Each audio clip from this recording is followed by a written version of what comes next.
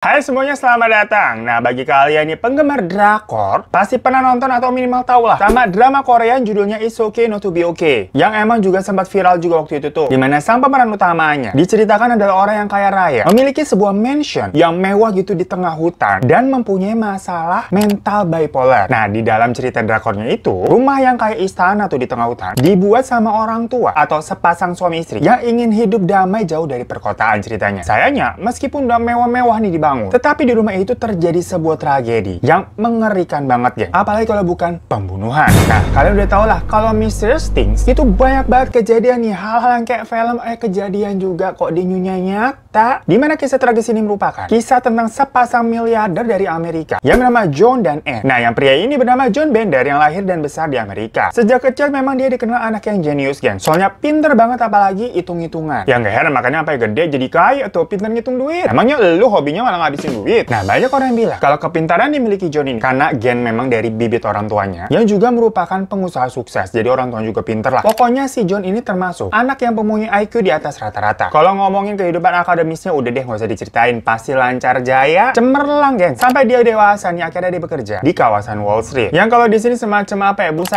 efek kali itu di SCBD. Dan di dunia kerjanya pun karirnya meroket, cemerlang juga udah hidupnya. Sampai dia akhirnya menjadi manajer advance yang sukses. Anak kejeniusannya tuh dalam hal angka dan matematika. Karena dalam bisnis yang dia geluti, itu kan hitung-hitungannya emang harus kuat ya, geng. Nah, yaudah, karirnya itu membuat si John ini menjadi seorang miliarder. Pengen aja nih, di usianya baru 30 tahunan. Kekayaannya itu udah mencapai 300 juta US dollar. Atau kalau dirupiahin berarti sekitar 4,4 triliunan tuh. Buset ya, bener-bener ini tipe-tipe yang masuk ke Forbes tuh yang 30 under 30. Jadi emang udah crazy rich banget ini hitungannya. Punya 4 triliun bagaimana itu ya rasanya ya, geng? Mau ngapain gue ya kalau punya 4 triliun? Ya, berdoa aja dulu deh, bismillahirrahmanirrahim. Semoga nih ada malaikat yang lewat dengerin ya. Mau nih 4 miliar, 4 triliun ya. 4 miliar juga kagak apa-apa sih. Amin, amin robbal amin. Subscribers gue juga dikasih pada 4 miliar. Amin ya robbal alamin. Berdoa juga lu pada. Pokoknya gue doain deh yang baik-baik buat kita semua. Tapi buat yang kagak pada subscribe nih, semoga melarat aja hidupnya ya Tuhan.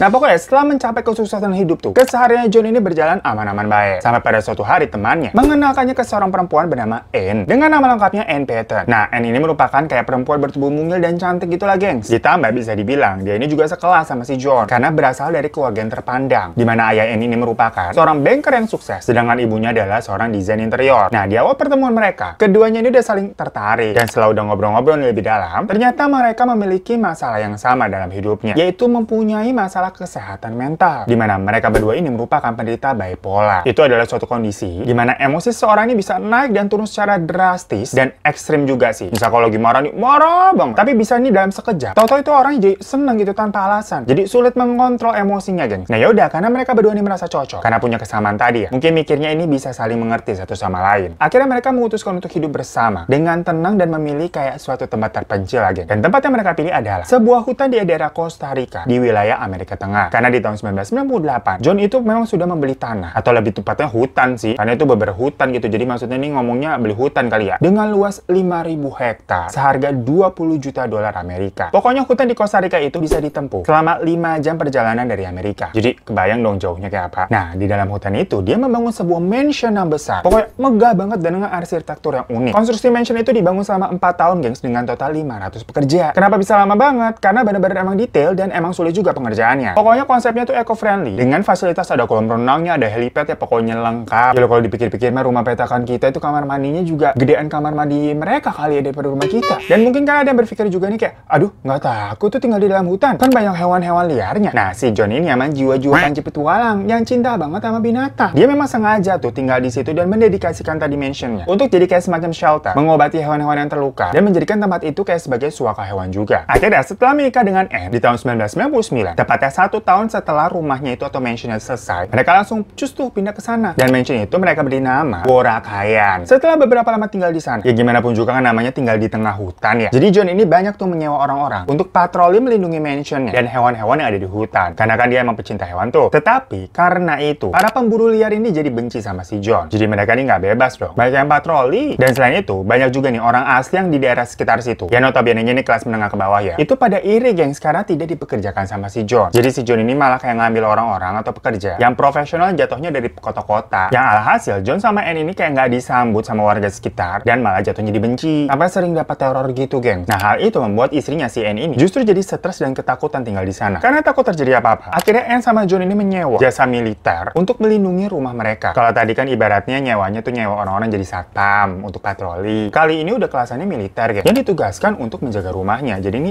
orang penting juga. Karena bener aja, suatu hari terjadi semacam baku tembak antara penyusup dan penjaga militer. Tapi penyusup itu berhasil melarikan diri dengan meninggalkan ancaman kalau katanya dia akan balik lagi. Kan serem banget ya diteror kayak begitu ya. Karena hal itu, Anne ini jadi sakit-sakitan, makin stres dia. John yang juga punya bipolar, juga semakin parno, dimana dia menimbun banyak banget senjata di rumahnya untuk jaga-jaga membela diri. Nah, tapi semakin hari ini kondisi istrinya si Anne itu semakin parah, geng. Karena ternyata selain juga punya bipolar ya, Anne ini terkena penyakit yang namanya Lyme disease atau penyakit yang berasal dari kutu rusa. Ya maksudnya lagi-lagi kan mereka tinggalnya di tengah hutan ya. Jadi emang suka berinteraksi dengan hewan-hewan liar. Dimana penyakit tadi tuh bisa bikin demam dan parahnya bisa menyebabkan hilang ingatan juga hingga kematian. Pokoknya semakin hari ini kondisinya si Anne itu makin memprihatinkan, geng. Dia bahkan nih sampai harus menggunakan tongkat soalnya buat berjalan. Tapi karena emang udah dasarnya mungkin cinta ya, si John ini setia banget ngerawat istrinya. John bahkan nih sering menggendong si Anne kalau istrinya kesusahan jalan. Jadi dibantuin tuh. Kan romantis ya. Cuma ya itu kondisi Anne ini semakin hari nggak membaik juga. Nah, si John ini sebagai suami yang ngeliat kondisi istrinya semakin memburuk, ditambah banyak teror-teror juga tuh dari luar, membuat bipolarnya ini jadi semakin kumat, bahkan menjadi semakin parah, geng. Dia jadi sosok yang pendiam banget karena selalu cemas, sampai-sampai dia sering bicara tentang bunuh diri. Nah, bagi orang yang depresi atau punya bipolar, kalau udah ngomong hal kayak gitu tuh bener-bener berbahaya tandanya, geng. Hingga pada 7 Januari 2010, waktu ceritanya Anne lagi tidur nih di kamar nih, si John itu masuk tuh,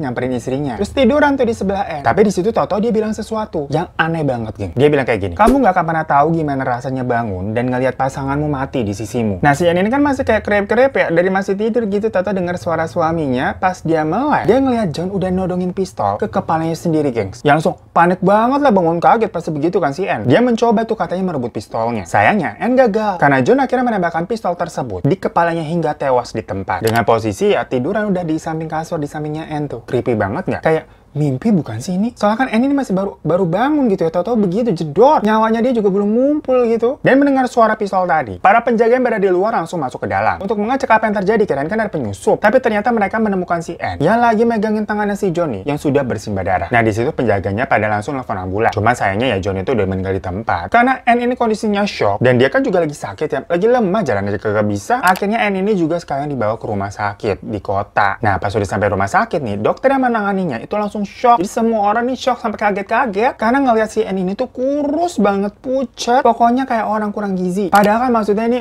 tajir sultan, ibaratnya Raffi Ahmad sama Nagita Slavina. Slavina selepet aja dipakai P. Ya mana mungkin gitu Nagita kurang gizi, kan nggak mungkin ya. Habis ya berat Anne-nya itu aja hanya 35 kg. Bayangin, 35 kg. Ada orang gede gitu 35 kg. Ditambah di tubuhnya Anne ini juga penuh bisul dan kayak memar biru-biru akibat penyakit kutu rusa tadi. Sampai akhirnya Anne ini membutuhkan waktu sekitar 6 bulan untuk mengobati penyakitnya tersebut di rumah sakit. Jadi serius banget nih penyakitnya, geng. Setelah pulang dari rumah sakit tuh, udah sembuh nih kondisinya. Dia melihat mansionnya malah disita sama polisi. Maksudnya kan ini di dalam mansion tuh kasus bunuh diri ya, bukan kasus sengketa tanah. Jadi kenapa disita? Kalau ditutup sementara buat investigasi lah oke, tapi nggak disita dong. Selain itu, uangnya Johnny sebesar 80 juta dolar. Itu tau-tau dibawa kabur sama nih seorang asistennya yang memang mengurus perencanaan keuangannya si John. Dan memang ternyata setelah diselidiki, ada banyak kejanggalan di balik kematiannya si John, geng. Pada Agustus 2011, tahu-tahu si Anne ini ditangkap sama polisi atas dakwaan membunuh suaminya sendiri. Loh, kok bisa? Jadi karena memang ada kejanggalan yang terjadi pada luka John. Menurut keterangan polisi, luka yang ditemukan itu kira-kira tuh ada di sebelah kanan, geng. Padahal sebenarnya si John ini kidal. Jadi maksudnya kalau dia bunuh diri pakai pistol, karena kidal nih, kok di kanan?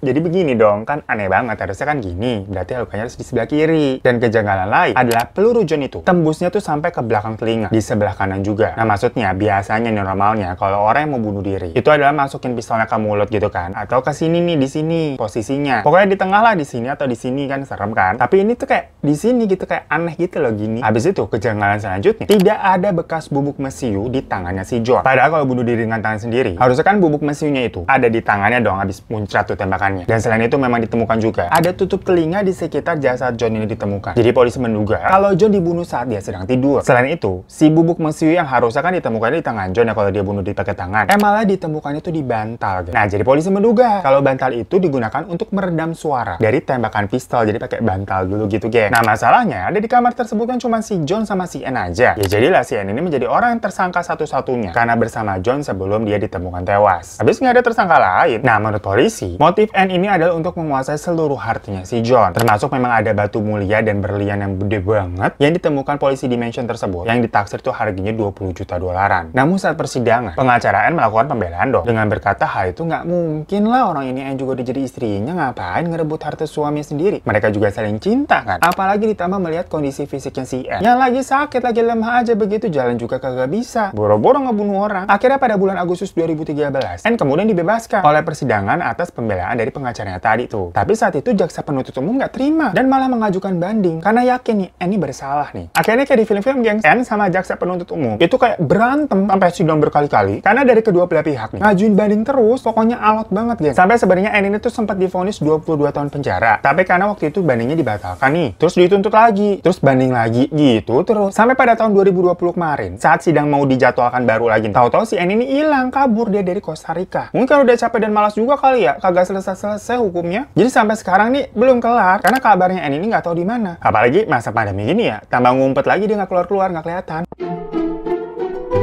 Nah guys, gimana menurut pendapat kalian tentang kisah yang mirip total banget nih sama drama It's Okay Not To Be Okay? Nah tapi buat kalian nggak tahu filmnya itu, nggak pernah nonton Korea mungkin, nontonnya Ikatan Cinta sih. Intinya di film itu guys, sama nih ada pasangan yang kaya raya, suami istri nih yang bangun mansion di tengah hutan yang mewah. Nah tapi kalau di drama itu yang meninggal ada istrinya yang terbunuh kayak hilang secara misterius. Sampai banyak yang menduga pelakunya adalah suaminya sendiri. Cuman kalau di cerita realnya itu kan kebalik nih, yang meninggal adalah suaminya, yang dituduh adalah istrinya. Tapi dari keduanya ini sama-sama mengangkat basic permasalahan bipolar geng masalahnya. Karena tadi di dramanya aja kan judulnya It's Okay Not To Be Okay. Atau kalau di translate tuh gak apa-apa lah kalau lagi kenapa-napa lu. Kalau lagi ngerasa sedih, ngerasa marah, udah biasa aja, wajar. Soalnya memang di drama itu tuh mengangkat tentang bipolar syndrome. Nah, pada kasus ini kan juga basicnya sama tuh begitu. Jadi kita confused, oh bisa sama ya, padahal di drama itu bukan based on true story juga. Ya tapi sebenarnya dalam kasus ini tuh belum terpecahkan ya geng. Cuman ada beberapa hal menarik nih, atau hal-hal yang menjadi misteri yang membuat kita bertanya-tanya juga. Yang pertama, si N ini kan katanya jatuhnya sakit parah tuh. Parahnya sampai kagak bisa jalan loh, dokternya juga kaget ngelihat ini orang cuma 35 kilo. Padahal ya itu, gue bilang mereka sultan, ibaratnya Nagita Slavina. Kenapa dari awal nggak dibawa ke rumah sakit? Jelas-jelas tadi pas sampai rumah sakit dokter aja sampai heran, sampai kaget ngeliat kondisinya. Nah jadi apa nih sebenarnya yang terjadi? Gak mungkin banget kan kalau kayak udah parah gitu tidak dibawa ke rumah sakit. Apakah N ini memang dikekang atau kayak semacam dikurung sama suaminya si John? Lagian beratnya aja 35 kilo, lu bayangin. Pas dilihat juga badannya penuh memar, penuh bisul gitu kan. Men, ini sultan, duitnya kagak berseri. Bukan tipe-tipe yang takut ke dokter karena nggak punya duit. Jadi aneh banget. Yang kalau kita bisa ngeliat dari sudut pandang lainnya. Maksudnya jangan-jangan apa sih John ini yang jahat? Atau gimana deh sampai N ini yang nggak tahan terus ngebunuh suaminya sendiri? Ya walaupun belum ada bukti juga kan si N ini yang ngebunuh, karena kan belum kelar. Soalnya N ini awalnya cantik banget sebelum menikah sama si John, tapi tahu-tahu jadi peot, terus kayak orang stres nggak bahagia begitu. Berarti kan ada yang salah. Tapi ya udah, yang tahu cerita aslinya berarti cuma N sama Tuhan yang tahu. Dan sekarang N menghilang. Berarti kita cuma bisa nanya ke Tuhan aja kali ya. Pada tahajud ya lu. Kali-kali jawaban dikasih mimpi begitu. Nah, komen-komen di bawah ya kalau tahu ya. Sekalian berdoa juga nih biar kita dapat 4 triliun. Amin. Dan pokoknya diketahui saat ini, mansion Boracay tadi itu sedang dilelang geng dengan harga 25 juta dolar. Tapi belum laku. Karena mungkin pada takut ya itu mansionnya menyimpan sebuah cerita tragis dan jadi angker kali. Persis banget tapi lagi gitu. Kayak drama Koreanya jadi angker juga itu mentionnya. Thank you semuanya nonton channel ini. Jangan lupa untuk klik subscribe di bawah buat kalian yang belum. Kalau udah, terima kasih banyak. Gue doain lu dapat rezeki banyak. Yang nggak subscribe tadi itu melarat. Bercanda ya larat. Yaudah, sampai ketemu lagi deh di kasus Missing selanjutnya. Assalamualaikum.